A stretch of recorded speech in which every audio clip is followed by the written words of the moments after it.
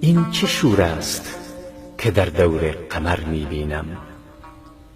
این چه حال است که هر روز بتر می بینم؟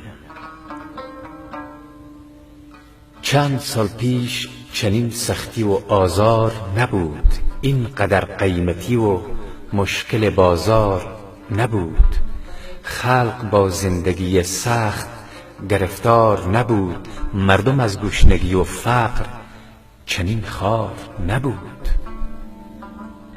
این پلان است که ما ملت بیجان باشیم، دشمن یکدیگر و توده نادان باشیم، همگی در بدر و خوار و پریشان باشیم، نکنیم فکر وطن تا به غم نان باشیم. با خبر باش که این خلق خدای دارد، آخرین ناله مخلوق صدای دارد. از حکومت به کجا باغ جنان می خواهیم؟ یا چو تاریخ کهن فتح جهان می خواهیم؟ گر میسر بشود امن و امان می خواهیم، به خدا راحت جان لقمه نان می خواهیم. ای وطن چه شد آخر که چنین در بدر و خوار شدی؟ چه شد آیا که تو محتاج به اغیار شدی؟ آنچه داشتیم همه مردم همسایه نداشت، داشت اما به چنین مرتبه و پایه نداشت. قدرت راه ترقی زر و سرمایه نداشت، به سر خلق دیگر بال هما سایه نداشت. کار کردند و رسیدند همه سوی قمر، ما در این کره خاکی به غم نان ابتر. ما ترقی وطن از دیگران می خواهیم، خدمت خانه خود را ز کسان می خواهیم.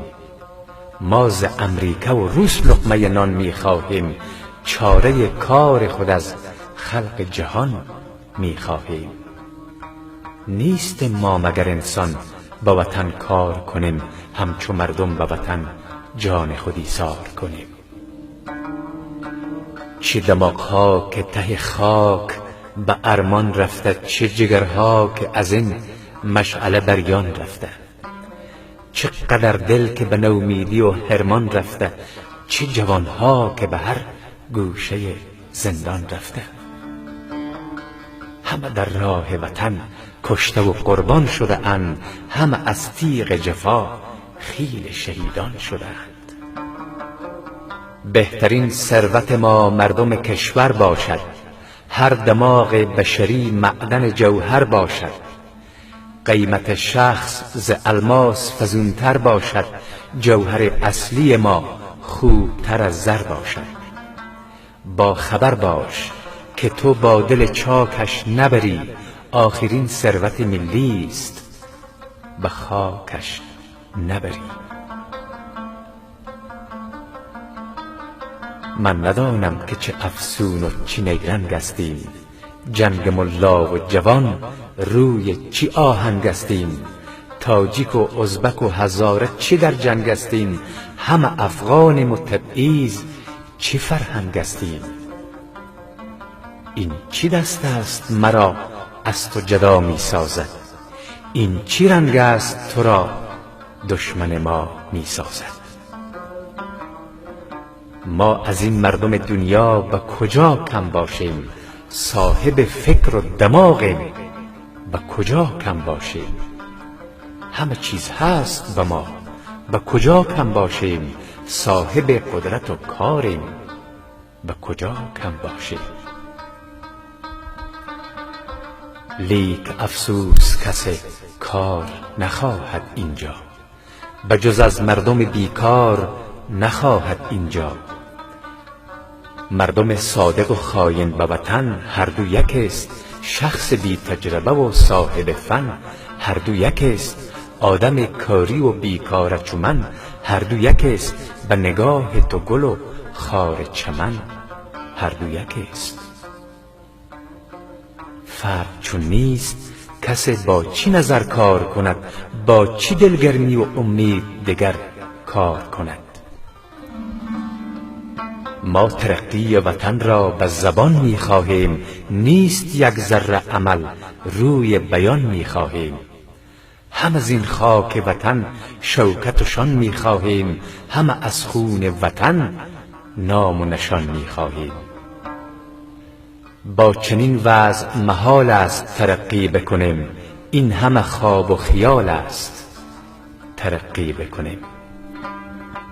مقتضیات زمان وضع جهان آمدنی است، حکم تاریخ و همه سیر زمان آمدنی است.